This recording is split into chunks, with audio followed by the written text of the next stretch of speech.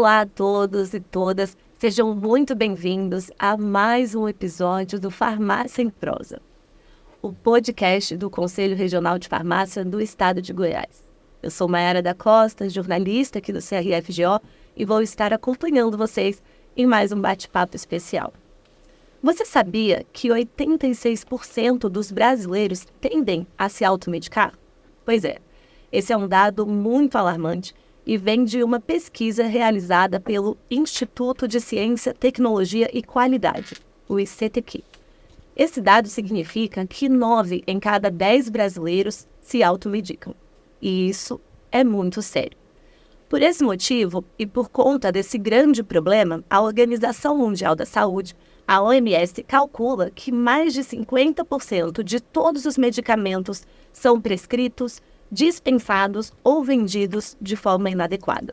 Então, é sobre esse tema, o uso racional de medicamentos e também sobre os riscos da automedicação que a gente vai conversar hoje. E eu estou aqui com convidados muito especiais para falar sobre esse tema importante para toda a sociedade. Eu estou aqui com a Nathalie De Wolf. É isso mesmo que se pronuncia, professora? A Loba. A Loba, que é farmacêutica, professora doutora da Faculdade de Farmácia da Universidade Federal de Goiás. Seja muito bem-vinda, professora Nathalie, é um prazer estar com você. Eu estou também aqui com a Larice Marques de Andrade, que é coordenadora do GT de Farmácia Hospitalar aqui do CRFGO e também farmacêutica do Hospital Anis Rassi. Muito obrigada, Larice. É muito bom ter você aqui. E eu também estou aqui com o nosso outro convidado, que é o Flaubert Santana, que é conselheiro aqui do CRFGO e coordenador do GT de Saúde Pública. Muito obrigada, Flaubert, por estar aqui com a gente. Colaborar para o tema de hoje. Que ótimo. Bom, gente, esse ano nós comemoramos também 25 anos do Dia Nacional do Uso Racional de Medicamentos. Então a gente vai começar o nosso podcast tentando entender por que essa data, que é celebrada no dia 5 de maio, certo? De todo ano, por que ela é importante, de onde ela veio.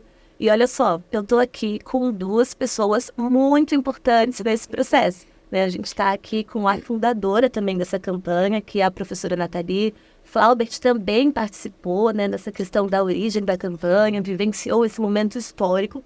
E a gente quer saber, então, qual é a origem dessa campanha? Por que ela foi criada, professora Nathalie? Gente, isso é uma história que dá pano para manga. A gente quer saber. Primeiramente, eu queria agradecer pelo convite. Nossa, é uma alegria muito grande estar aqui nesse Farmácia em Prosa, com esse grupo aqui maravilhoso. A gente já deu algumas risadas aqui nos bastidores, recordando.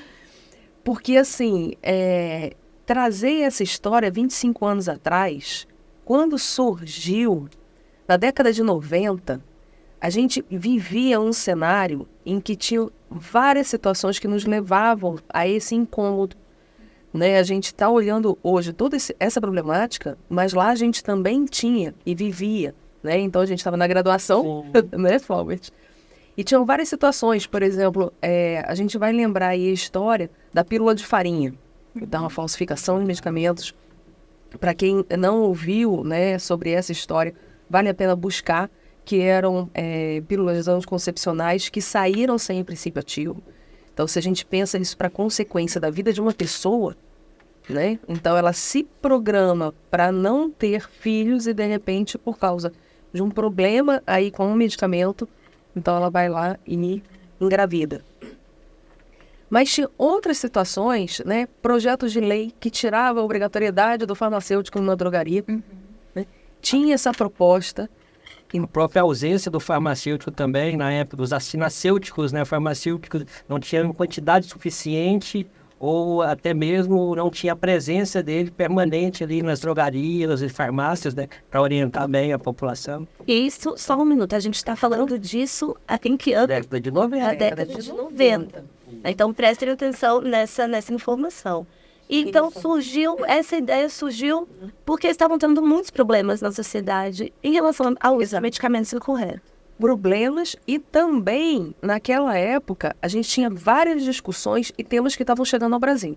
Então, por exemplo, uma questão era os conceitos de atenção farmacêutica. Né? Estavam sendo discutidos lá nos Estados Unidos, né, a Linda Strand, né, o Hepler, trouxeram esse conceito do cuidado farmacêutico e estava chegando aqui para o Brasil, né? O que era assistência farmacêutica, o que era atenção farmacêutica, né? Em 98 a gente tem a publicação da Política Nacional de Medicamentos, 99 genéricos, né? Logo em seguida a criação da Anvisa. Então, antes dessas datas, todas essas discussões estavam acontecendo. E a gente, na graduação, a gente observando isso tudo. E o que a gente pode fazer? O reconhecimento social, a necessidade, então essa ausência, né, na presença da farmácia. Então, nos encontros nacionais dos estudantes de farmácia, a gente trouxe essa discussão. Então, lá em 97, saiu como uma proposta que fosse realizada essas campanhas nos encontros. Então, todos os centros acadêmicos e diretórios acadêmicos do Brasil começaram a discutir sobre, vamos realizar uma campanha, começamos a mostrar, a gente pode ir lá e orientar a população. Né? E eu acho que, complementando um pouco, professora, Nathalie, né? Quando o Fábio fala sobre o assinacêutico, nós, dentro do âmbito hospitalar, como eu fui apresentada, farmacêutica hospitalar, nós estamos em 2024 e até hoje nós falamos dessa importância de se ter o representante daquele setor, né? Qual a cadeia medicamentosa, ela é gerenciada pelo farmacêutico. Então, até mesmo trazer à população esse assunto tão importante da automedicação, e mostrar o papel nosso, né? Que se eu não tenho na farmácia, historicamente, quando a gente vê das boticas e dos boticários, né? Então, a gente consegue enxergar sobre a farmácia e o farmacêutico e a representatividade de cada um dos âmbitos, né? Sim. De cada um, e a importância de se ter a segurança na cadeia medicamentosa com o dono, com o representante dessa cadeia que é o farmacêutico. E o processo de industrialização aconteceu também nessa época, então isso trouxe a oferta de muitos produtos e, infelizmente, junto com a industrialização, não houve um crescimento do apoio profissional nessa orientação.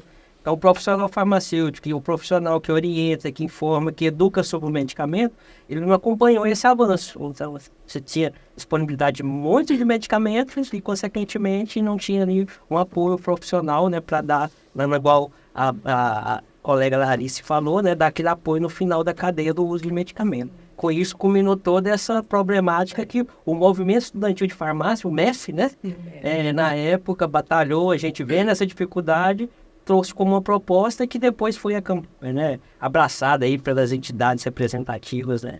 E tem um outro ponto também que na época se discutia, então, essa necessidade de atuação do profissional junto à comunidade, a gente precisa formar bons profissionais para isso.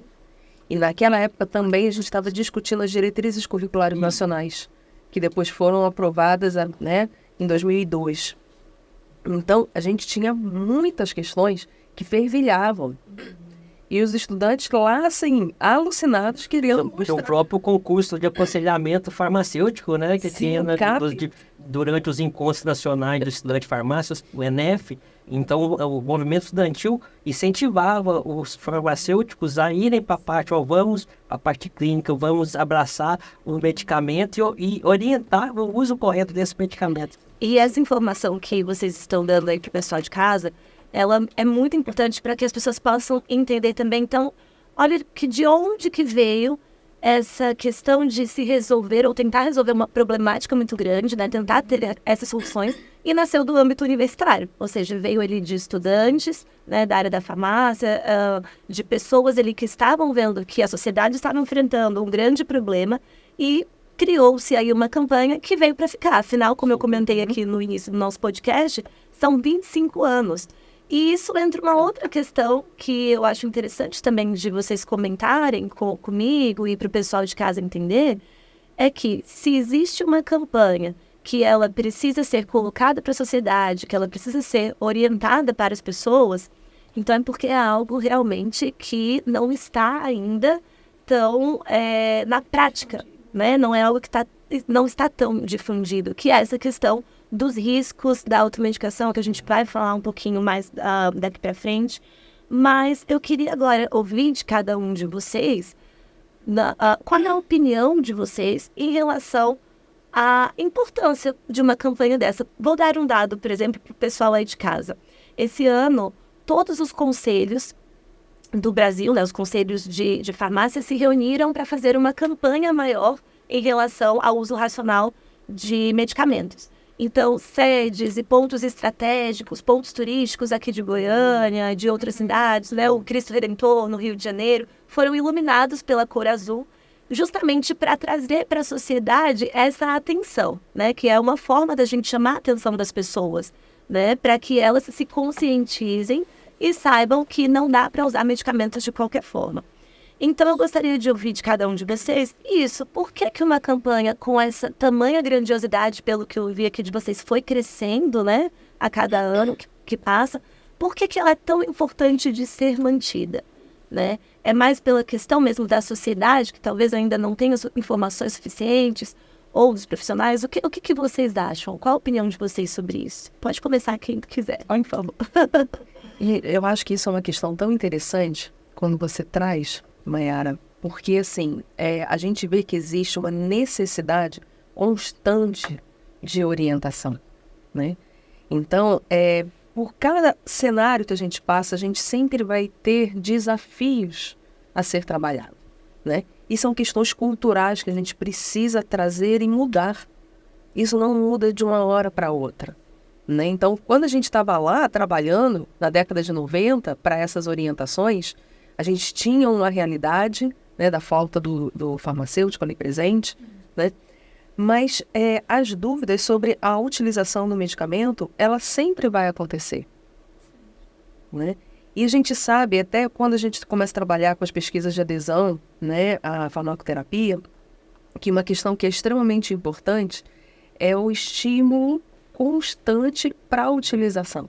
Uhum. Né? Então, se a gente pensa em educação em saúde, quando a gente vai falar sobre o uso correto do medicamento, né, ou a gente vai estar falando aqui do uso racional de medicamentos, né? Então, para o paciente receber o medicamento adequado para aquela condição clínica dele, né, com a dose correta, pelo período, né, correto, com o menor custo para si e para a sociedade, né? Então, a gente está trazendo esse conceito do uso racional de medicamentos da OMS. E aí, Nathalie, é interessante a gente frisar que o medicamento, ele transita numa dualidade, no mesmo jeito que ele tem uma ciência por trás, não, mas existe uma magia nele na sociedade, que ele vai corrigir tudo, né, e que vai resolver os problemas. Do mesmo jeito que ele é um instrumento para a saúde, ele também é um instrumento para o comércio. Então, o medicamento transitando nessa dualidade aí, né, bem dual, acaba que pode ser induzido a um uso errado, ou se não tiver uma orientação adequada. Por isso que é sempre... a gente tem que estar acompanhando o uso, orientando o uso e batendo na tecla, né? Que o medicamento tem que saber usar, né? Se usado em dose inadequada ou em outras condições, não só a dose, ele vira veneno, né? Isso é uma dose. E até mesmo trazendo sobre o conceito que é o ato de realizar o medicamento ou até mesmo remédios, né? Aí a gente pode mais na frente estar explicando. Porque por conta própria, sem a orientação de um profissional qualificado. Então, esse ato muito simples, de fácil acesso, traz essa dualidade que o Flaubert estava falando. Por quê? O medicamento é uma substância elaborada, né?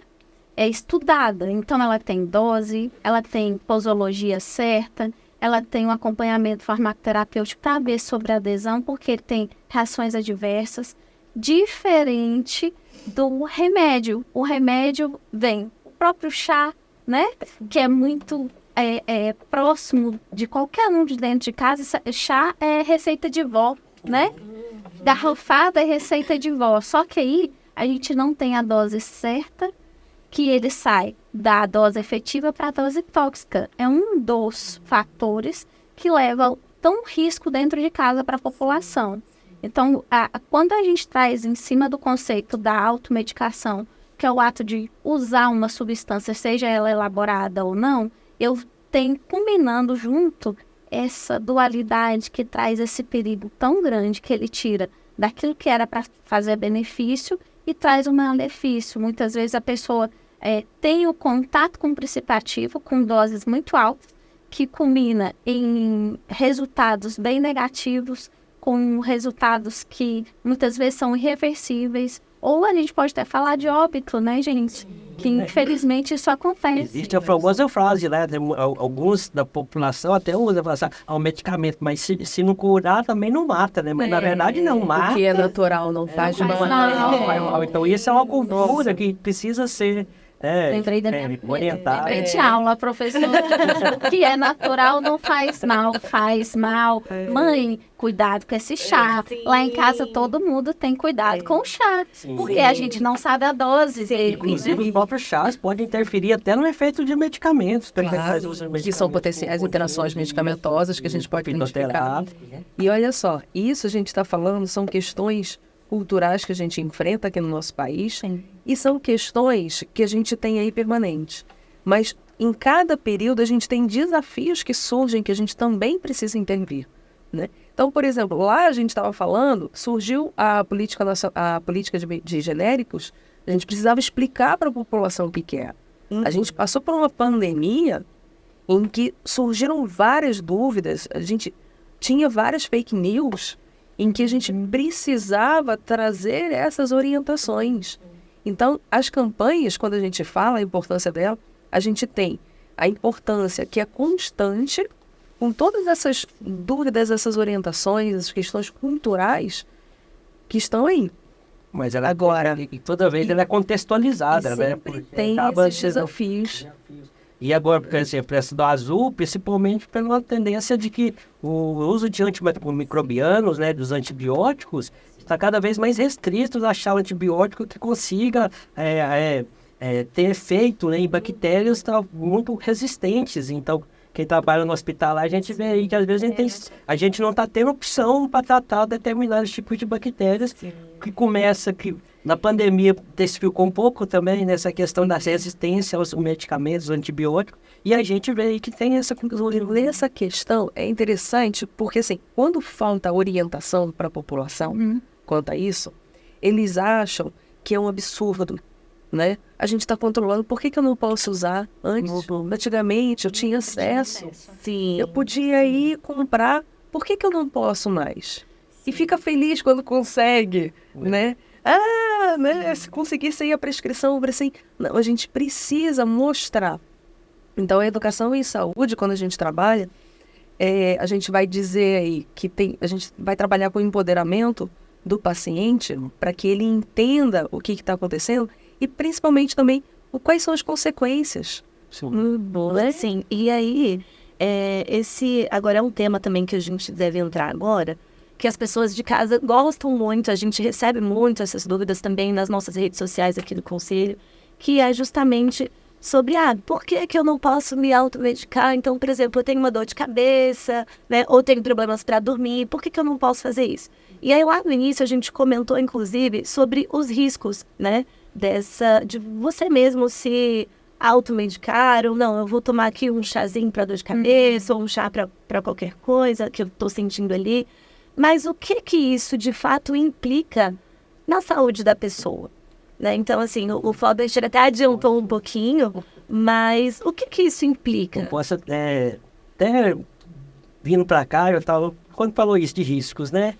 Eu imaginei, estava analisando esses riscos e eu acabei elaborando aqui uma frase mnemônica são mais ou menos 10 riscos que pode acontecer, e cada letrinha desses riscos, se você misturar ele, vai dar um mnemônico que cai na merdinho, né? Não é nem aquele palavrão, mas é quase isso. Quem usa automedicação pode cair na merdinho. Que é isso? O que eu sei? Efeito colateral. Vai tomar um medicamento e aí eles têm uma outra complicação do uso desse medicamento. Por exemplo, vai tomar ali um medicamento, tá com dor de cabeça lá, mas tem algum problema gástrico, sara a dor de cabeça, mas começa a dar dor no estômago. Então, é o efeito colateral. Outro, o ar de alergia, né? A pessoa deu certo pro vizinho, deu certo pro meu amigo, deu certo para alguém da família. Mas a pessoa não sabe se ele pode utilizar. E se tiver uma alergia, toma ali em casa, pode ter uma reação anafilática, né? Fechar a garganta, o que vai acontecer? Então ela tem que ter esse conhecimento também, prévio do uso. Outro. De intoxicação. É a intoxicação principal, né? Que às vezes a pessoa usa em dose exagerada, né? Vai causar alguns outros problemas, né? Aí o I de intoxicação. O A e o M junto ali, a gente fala assim, pode atrapalhar o resultado do diagnóstico. Então, né? Atrapalha ali, mascara o efeito. Então, por exemplo, a pessoa tá ali, começou a ter uma tosse ali, não, vou tomar um remédio para tosse. De repente, ela tá aí com infarto.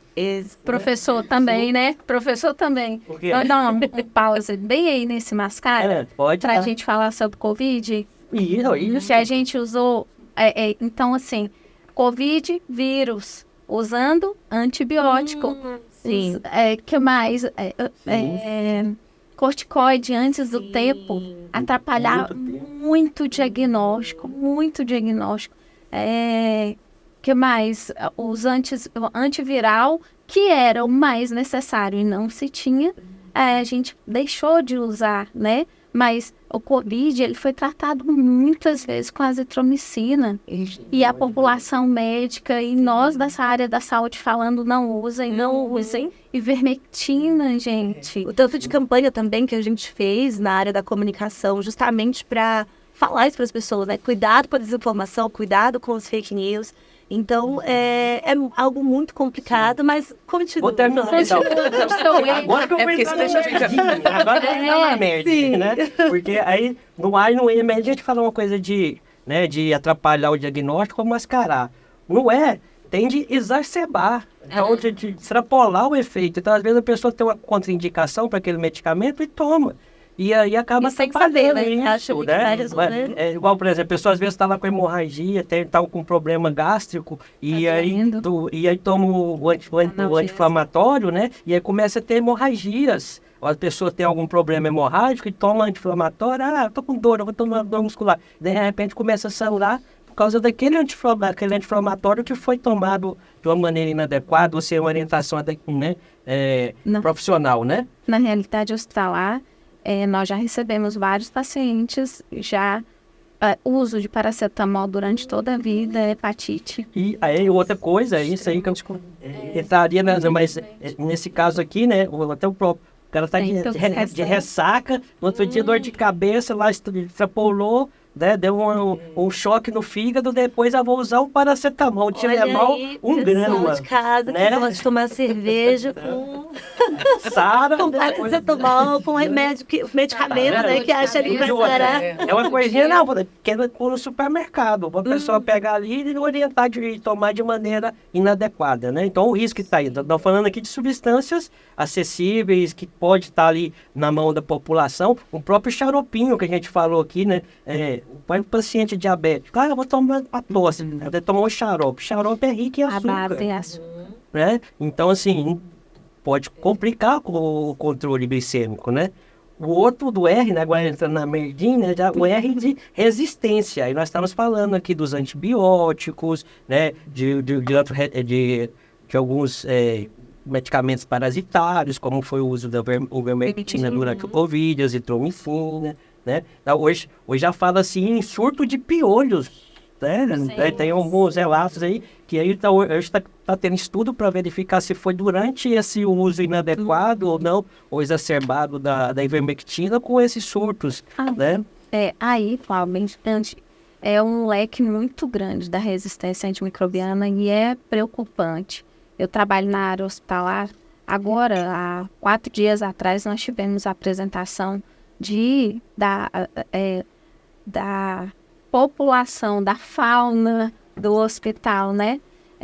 Fauna e flora do hospital. Então, a gente tem uma realidade preocupante quanto à resistência antimicrobiana. E isso começou não dentro do hospital, é fora do hospital. Tem pouco tempo que a RDC obriga, né? O receituário. Então, lembra, antigamente, todos nós aqui, possivelmente, gripou antibiótico para essa criança. Larissa, vamos só explicar rapidamente para o pessoal de casa o que é essa resistência antimicrobiana. A resistência antimicrobiana é o uso irracional de qualquer tipo de medicamento. Nesse caso agora, é os antimicrobianos, né? São os antibióticos, né? Eu vou falar sobre os antibióticos. Antigamente, é por isso que hoje em dia, dentro das drogarias e dentro do próprio hospital, dentro do hospital, no âmbito da nossa realidade, nós temos um núcleo de infecção. Então, qual é o olhar, o descalonamento desse medicamento quanto antes? Para isso, a gente faz cultura, para identificar qual é o tipo do germe, para realmente ele precisa estar usando esse medicamento ou não. Já fora do hospital, por isso que se tem-se uma prescrição médica, um receituário médico, para que esse uso ele não seja tão indiscriminado como era antigamente. Mas para isso as bactérias elas vão tendo resistência cada vez mais, dependendo do uso, dependendo do acesso. São 7 dias de uso. Eu uso a terceiro dia, eu tô ótima. Nossa. E para, muita gente faz isso. Isso, e aí é o que se desencadeia a resistência, né? Então você vai lá, de repente, aquele medicamento, aquele antibiótico já não vai fazer mais efeito, né? Porque a bactéria é um ser, né, simples, ele consegue modificar facilmente ao meio. Então, às vezes você tá dando baixa dose ali, tá vindo uma coisa me matar aqui, eu vou ficar mais forte. Aquilo ali pra ela é uma academia. Aí na hora que você vai dar um antibiótico adequado, ela já tá forte, aí você tem que entrar com outro. Exemplo simples, muita gente aí que começa tomando, né, amoxicilina aí pra qualquer coisinha, dor de garganta, hoje já tem que tomar um clavulin, que é amoxicilina, mais clavulanar, pra dar uma fortalecida, porque a bactéria já tá resistente. Né? Tem-se modelagem molecular por conta da resistência antimicrobiana. Então, eu tenho que fazer um medicamento para segurar o germe e o outro para quebrar a célula, né, da bactéria, por causa da resistência. Só pra você ter é uma mutação, né? Existe um estudo, uma força de trabalho entre várias indústrias para tentar produzir novos antibióticos para conseguir, né, dar conta dessa resistência bacteriana. E não estão dando conta, já tem basicamente 10 anos, né, e não conseguiram desenvolver novas moléculas para fazer isso. Estão tentando fazer associações de outros antibióticos, entre os antibióticos, para dar conta dessa resistência, que é devido ao uso, às vezes, inadequado, né, ou uso irracional do medicamento, né. Ou eu uso muito, ou eu uso inadequadamente, que às vezes seria o tempo menor, porque a gente fala de colônia, né? Colônia de bactérias. Então, com 3 dias, eu já não tenho febre, a minha garganta não tá doendo. Opa, tô bom. Tomei o chá de tô bom. E aí eu paro. Só que a colônia não foi totalmente exterminada, né? Então, por isso que a gente precisa do tempo certo, da dosagem certa para ser usado. Aí aquela colônia que ficou, ela fortalece, aí agora cresce mais, faz um muro ali para aquela bactéria. Ainda não terminou. Ainda não terminou. Então, estou no MER, agora vai pro D, né? D de dependência, né? Então, tem muita gente aí que, por exemplo, um simples analgésico hoje já não tira dor. Não. Tem que começar entrar com anti-inflamatório, coisa do gênero. E além dessa aí, quando a gente fala de dependência, a gente lembra logo dos tarja preta, né? Aí esses sim são totalmente dependentes. Aí, pessoal, aí, hoje medicamentos que mudando de tipo de receita por causa do uso e da dependência que eles causam, né? Então, assim, a dependência está bem implícita aí nos tarja preta, mas os medicamentos simples também pode causar essa certa, que a gente fala que é tolerância, né? O organismo vai acostumando com aquilo ali, e aí a gente tem que aumentar mais a dose para ter um efeito, ou tem que mudar o medicamento. Eu trago da minha realidade hospitalar. E realmente, nós já tivemos alguns pacientes que de chegar a pedir morfina e outros medicamentos acima da morfina. E foi na farmácia clínica que a gente entendeu que aquilo ali estava fora, a dor, porque tem escalonamento da dor. Ela é demonstrada fisicamente. E você vê que o paciente, ele não tem, ele pede o medicamento, mas a escala da dor, ela não condiz com aquilo que é a realidade. Então, nós já conseguimos fazer algumas intervenções em cima dessas realidades de dependência, e isso é muito interessante, traz uma credibilidade, assim, para toda a equipe, porque é assertivo, né? Então, você vê um paciente, ele pedindo, falando que está com dor, tem alguns que pedem para administrar mais rápido. Administra mais rápido, por favor, porque o efeito, a potência do medicamento é maior. Então, aí vem o placebo, aí vem o papel do farmacêutico, o papel do enfermeiro, o papel do médico, para a gente poder tentar tirar esse tipo de dependência. E por fim, terminando, ainda bem que não virou A aqui, né? Porque, mas, na verdade, se usar de forma racional era um A, mas é o I e o M. O I de interação medicamentosa, que a gente falou. Provavelmente pessoas que já fazem uso de medicamento, ela não pode estar tomando qualquer um outro assim, sem saber da orientação adequada. Por quê? Porque pode ter interação medicamentosa. Pode cortar o efeito, pode aumentar o efeito, né? Pode estragar o medicamento, né? Que a gente fala de incompatibilidades, interações que podem existir entre as substâncias. Lembrando que o medicamento é uma substância química, né? E as substâncias químicas, elas se interagem entre si e podem reagir de diversas formas, né? E aí, final, que é uma coisa que pode acontecer, né? E que é o fim, né?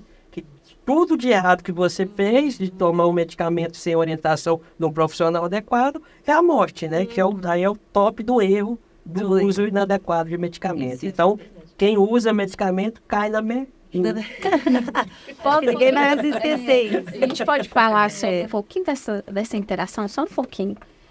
Até mesmo falando para a população de casa, as interações medicamentosas, elas podem exacerbar ou diminuir a ação do medicamento. Por exemplo, tá em casa, o medicamento que tem que ser usado em jejum, ele não pode ser tomado com o medicamento que ele é após o café da manhã. Então, eu vou ter uma baixa ação ou uma alta ação. Geralmente, é baixa ação. Vamos dar um exemplo? Puran. Levotiroxina. Tireoide. Tireoide. É em jejum. É em jejum. Geralmente, a pessoa que faz uso de polifarmácia, mais de 4 medicamentos, ele geralmente, o que ele faz? Ele enche a mão e toma de manhã. Muitas vezes, o medicamento que era para ter uma absorção de 80%, ele vai ter uma absorção de 30%. E aí, o que vai acontecer? A dose vai aumentar.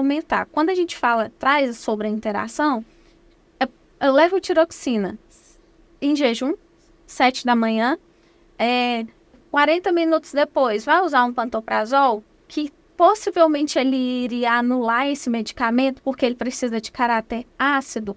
Aí eu vou basificar o meio, e aí a absorção fica comprometida. Então, já que a gente está falando para a população, a interação medicamentosa ela é muito importante.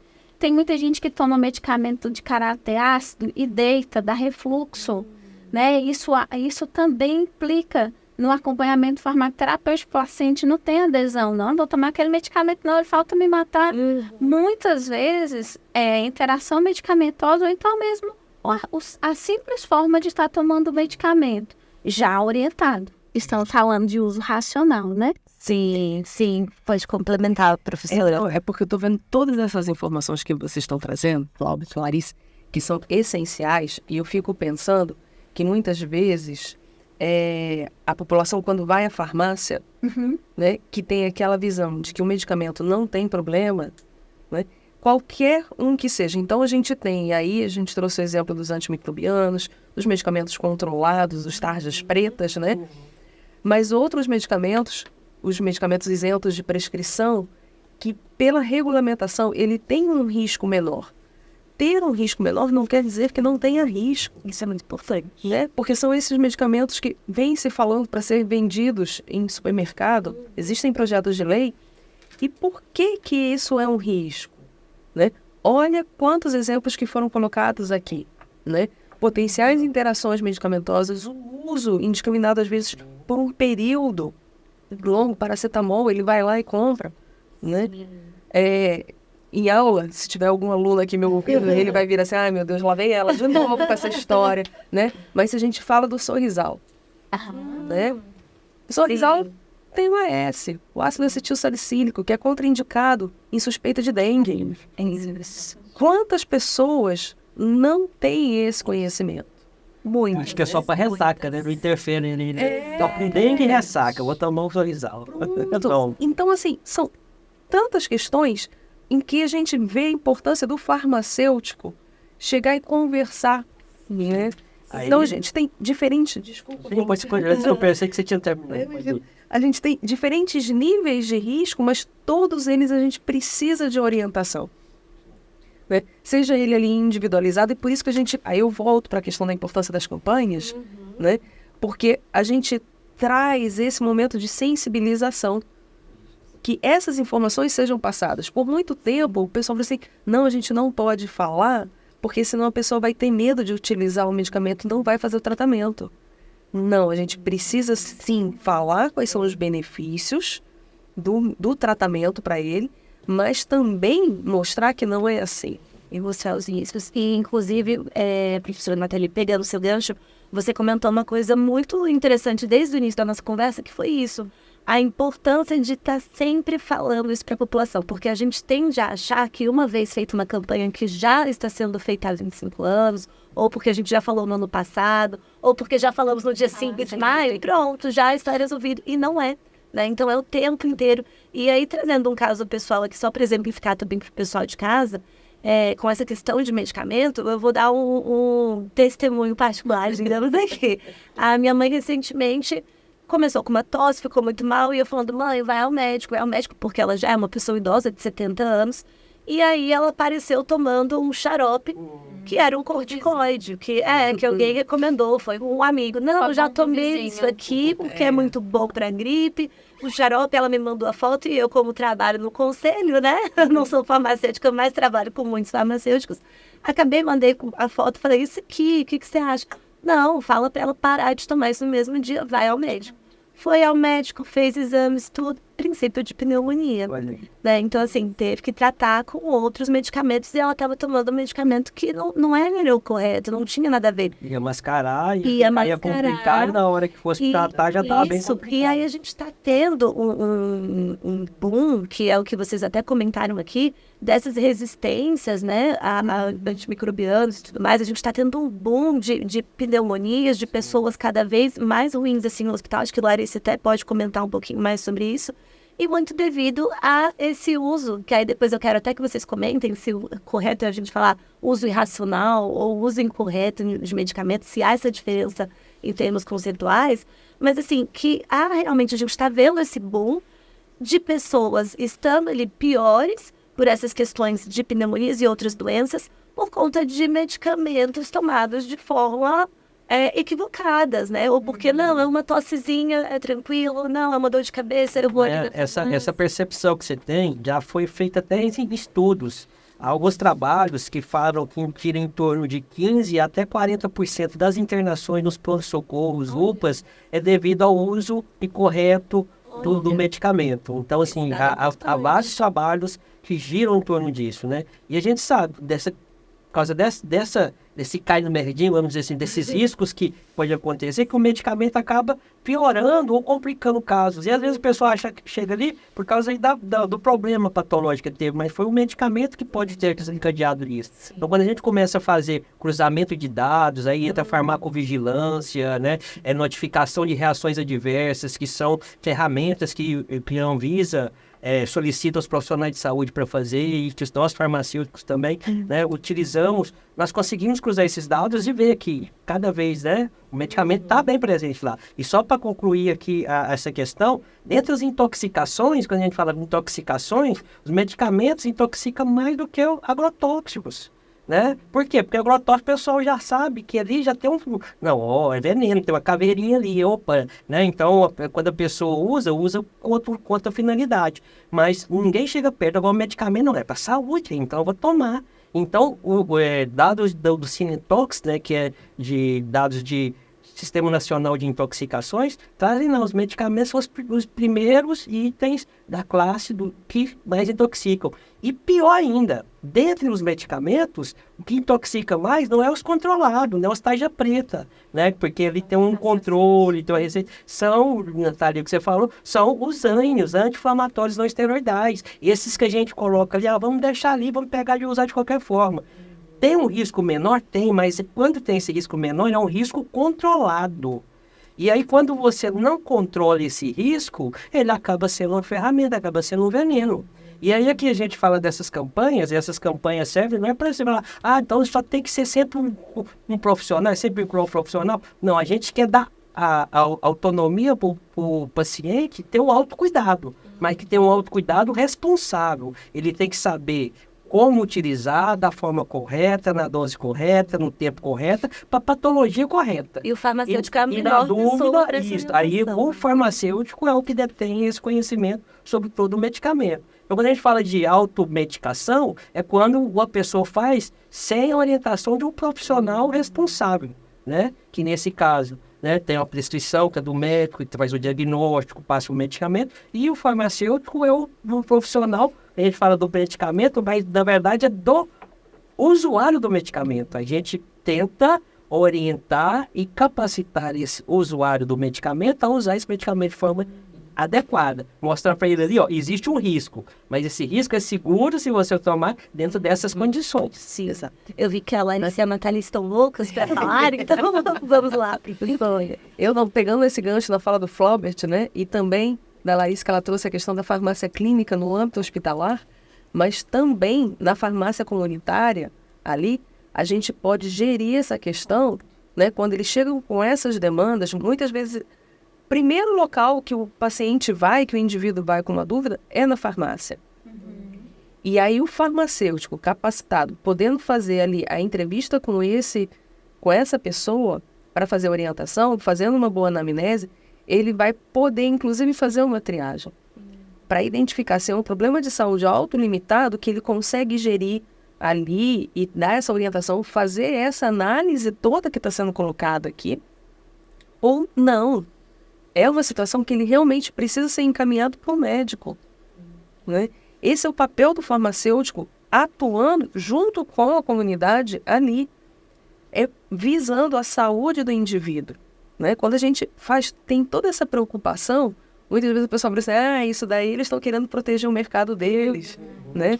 Não, a gente está olhando para a saúde, sim, do indivíduo. É que essas informações se perderam. As pessoas não identificam. E só quando passa pela situação, né? Nossa, não estou lá tomando xarope. Nossa, não conversei com ninguém. E aí não é só do indivíduo, da família e da comunidade, porque é todo um elo ali que tem que ser orientado, capacitado, né, nessa situação das informações sobre o medicamento. Quando a gente fala sobre capacitação, eu olhando para a minha realidade, a nossa capacitação é a cada 3 meses. Falar novamente. Existe a integração, desde quando o profissional entra, tem a fala do farmacêutico nessa integração, e uma das coisas que eu falo é, vocês são as nossas mãos e nossos olhos na beira do leito. Qual que é o meu papel como farmacêutico? Potencializar o técnico de enfermagem, potencializar em conhecimento o técnico de enfermagem, o enfermeiro, ser próximo da equipe multi. Eu sou mais um da equipe multi. Eu, farmacêutico, sou mais um da equipe multi. Mas entendendo que quando a gente fala de microcampanhas e macrocampanhas, elas sempre têm que existir. E quais são as pessoas que eu vou capacitar? E quando a gente fala de microcampanhas, eu estou falando de dentro de casa, né? Quando eu vejo uma pessoa que ela faz uso indiscriminado de medicamento, existe uma dor que não acaba, um analgésico, essa analgesia ela é necessária sempre, né? O acompanhamento farmacoterapêutico na assistência pública, ele é muito importante, assim como no privado também. Eu conheço um pouco do âmbito do consultório farmacêutico. Muitas vezes o paciente ele não tem adesão à terapia por causa das reações adversas ao medicamento.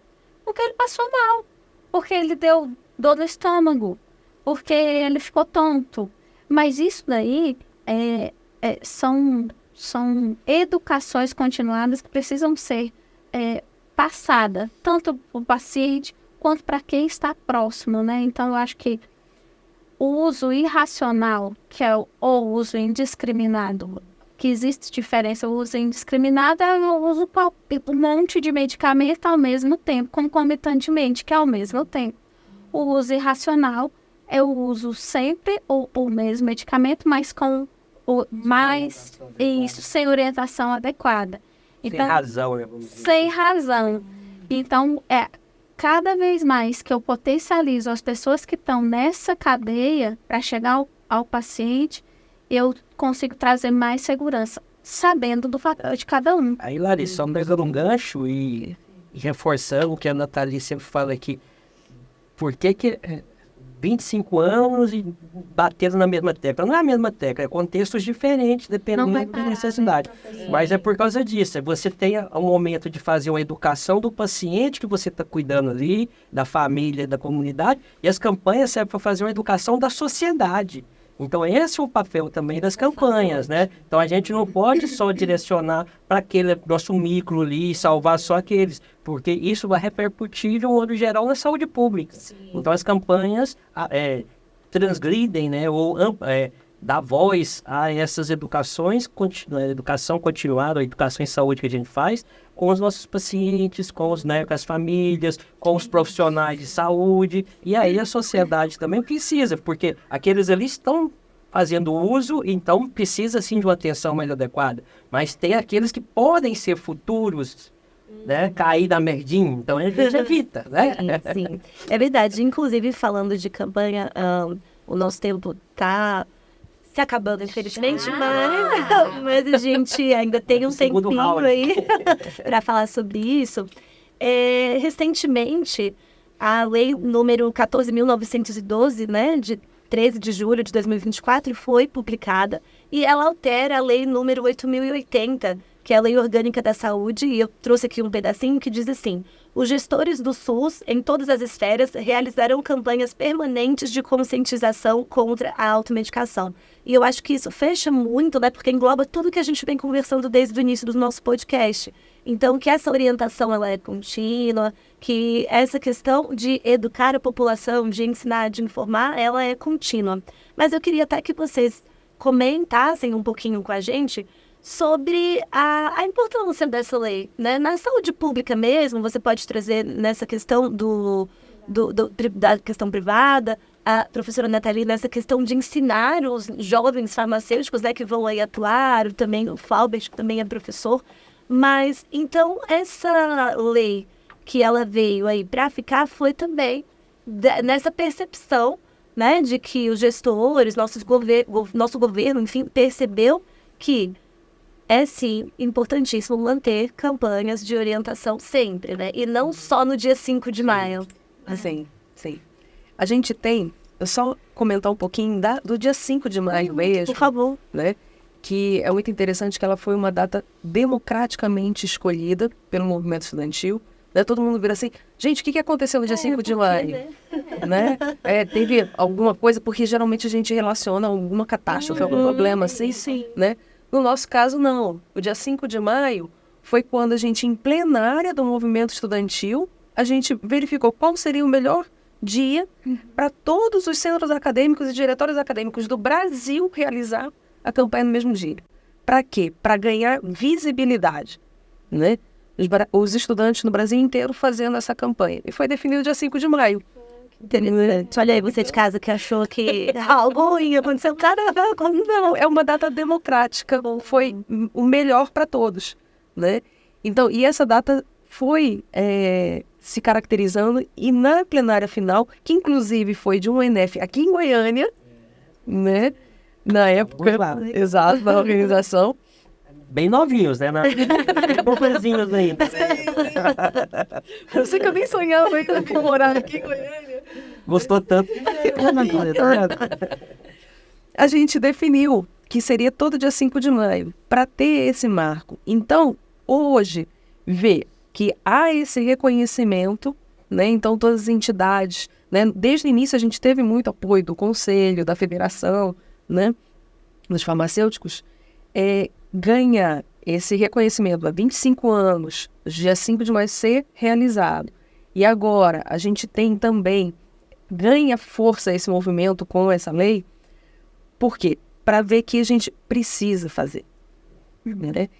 E essa lei agora sendo publicada, a gente dá visibilidade a um problema que é a automedicação. Né? Que tem uma consequência, então a gente pensa aqui na saúde pública, nessa questão dos gestores, inclusive que isso vai reverberar no sistema único de saúde, porque na hora que tem uma complicação com esse medicamento que ele está lá em casa, usando, acha que não tem problema nenhum, né? Vai chegar no serviço. Professora, eu acho que hoje em dia a gente tem potencializado o acesso à internet também, né? Sim. Que esse também nos leva ao Dr. Google, Nossa, sim. que potencializa muito esse tipo de erro, né? Porque eu entro, faço uma pesquisa rapidamente, não tenho capacidade técnica e vou lá e falo, eu quero tal medicamento, sendo que não tem nenhum diagnóstico, né? Então, existe, então tem culturalmente falando o uso eu não tomo medicamento, qualquer um, nós temos problemas socioeconômicos, nem todo mundo tem acesso a uma saúde, a um médico, a algum plano de saúde. Mas o farmacêutico tem, porque o farmacêutico tem que estar presente em todas as farmácias, né? Se não tiver, tem que cobrar para o farmacêutico estar presente, né? Aquele estabelecimento está não lado. Se organiza para ir para uma farmácia para receber um atendimento assim também. Sim. Você não, vou passar rapidinho ali. E aí, de organizar, vale lembrar que atualmente a gente está também nas farmácias, a disponibilidade de serviços farmacêuticos, né? Consultório farmacêutico, onde o profissional farmacêutico está ali capacitado para orientar, para tirar essas dúvidas e esclarecer sobre o uso correto do medicamento, para não deixar que você caia na... Sim, inclusive isso é uma das coisas que a nossa presidente aqui do Conselho, a Lorena Bahia, sempre fala, né? Que o farmacêutico é aquele profissional da saúde que está sempre a postos ali para te atender. Você não precisa marcar hora, você não precisa agendar o dia. Então, ir lá mesmo, tirar sua dúvida, pedir conselho, pedir orientação, que ele vai ser a melhor pessoa para realmente triar ali você e dizer, olha, não, você precisa ir ao médico, ou você pode tomar isso, ou pode tomar aquilo. Bom, gente, eu gostaria agora que, infelizmente, né, nós vamos ter que acabar, mas eu gostaria, antes da gente dar o grande tchau, que cada um de vocês desse o seu recado aí para o pessoal de casa, falando então por que, né, ter esse cuidado, é um cuidado consigo mesmo, né, com a sua própria saúde, com a saúde também de quem você ama, de outras pessoas ali que você convive. Então eu gostaria que vocês mandassem esse recadinho aí para o pessoal de casa, falando da importância de se cuidar corretamente, né, seguindo a orientação aí dos profissionais de saúde. Mas desde já eu quero agradecer a presença de vocês, em nome aí de toda a diretoria do CRFGO. Muito obrigada por terem tirado um pouquinho do tempo de vocês, né, para estarem aqui com a gente. A gente sabe que todos nós somos atribulados aí em nossas funções, mas a gente fica muito feliz por contar com a presença de cada um de vocês. Gostaria de começar, então, por favor, Cláudia, se você comenta aí com o pessoal de casa. Vai deixar as mulheres, mas como eu estou em minoria, né? Bom, então, pessoal, a dica é essa, né? O medicamento, ele sim é um produto elaborado cientificamente, por profissionais capacitados, passam por pesquisas, testes. Não é uma magia que tem ali, né? A época da magia, lá da época da Chapeuzinho Vermelho, a gente conseguiu transformar isso em ciência.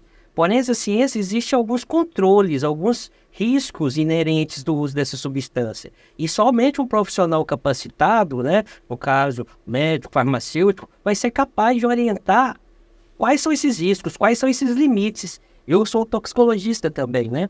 E na toxicologia a gente fala de limites de segurança. Então, toda substância química, até mesmo a água, se você tomar ela de fora das condições de segurança, ela vai causar óbito, ela vai trazer morte.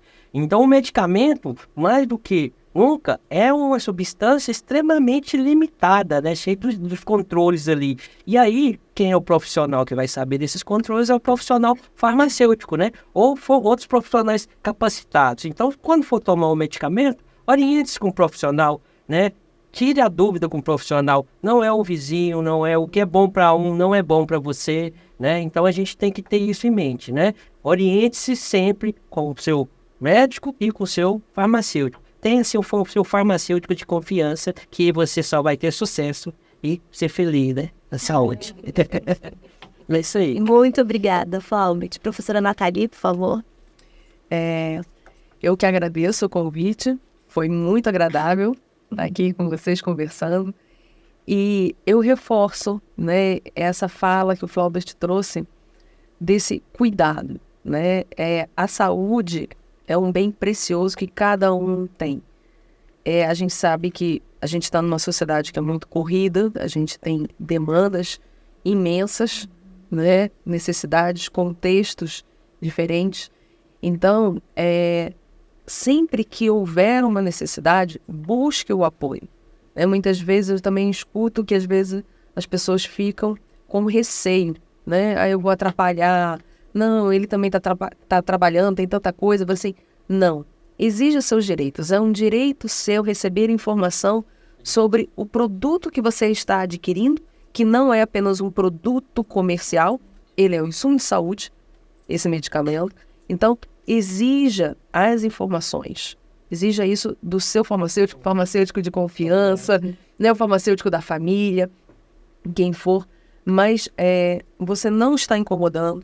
Você tem esse direito, solicite a informação. Por quê? Por mais simples que possa parecer para você, não necessariamente é, né? Quantas questões foram colocadas aqui. Então, tenha esse cuidado com você mesmo, com a sua família, com as outras pessoas, né? Busque sempre um profissional da área da saúde. Nathalie, só complementando o que você falou, na verdade, não é só um insumo, é uma tecnologia em saúde, né? Aí quando ele fala em tecnologia, por exemplo, a tecnologia for raio-x, aparecendo lá na internet, o pessoal fala assim, né? Já vê que tem um certo medo. Agora, quando é medicamento, não. Medicamento é uma tecnologia também. Então, a gente tem que ter um certo receio, né? E aí Larissa sabe bem disso e pode contribuir. Bom, eu quero agradecer, né? O CRF é minha casa, realmente a logo de estar em casa. Eu me sinto muito acolhida aqui, muito respeitada e muito bem representada. É um conselho que nos dá força lá fora. Gosto muito. E por isso que eu falo da nossa profissão farmacêutica. Eu sou um entusiasta de ser farmacêutico. Eu estou na profissão certa, graças a Deus. Gosto muito. O que eu queria falar é que nós conversamos um pouco daquilo que é uma pontinha do iceberg, né? E que falamos tanto da automedicação, cuidado, né? Que, como diz minha avó, quem escuta cuidado não escuta coitado. Sabedoria boa. A nossa fala foi de cuidado com você mesmo, com a sua família. Levar informação para cada um de vocês, para nós, é bem gratificante que temos um pouco de capacidade técnica para poder falar. A automedicação não é brincadeira.